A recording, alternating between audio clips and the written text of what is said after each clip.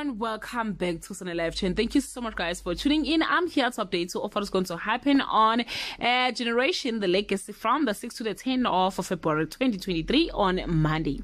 Mregza warns Lucy her victory will be short-lived. Mpo overreact when a robbery hits close to home.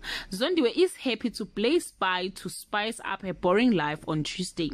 Bede breaks the shocking news to his ex. Cosmo is anxious about the result of his entrance exam. Councillor is ordered to strike while the iron is hot on Wednesday.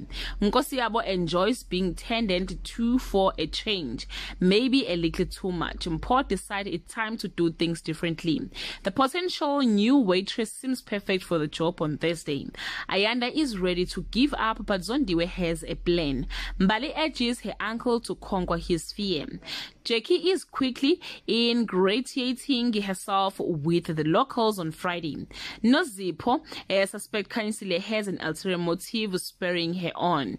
Noja arrives home to what seems like a twilight zone. Mregza is forced to intercede when a jealous boyfriend loses it. Well, guys, this is all I have for today. You can leave your comment below and share your opinion.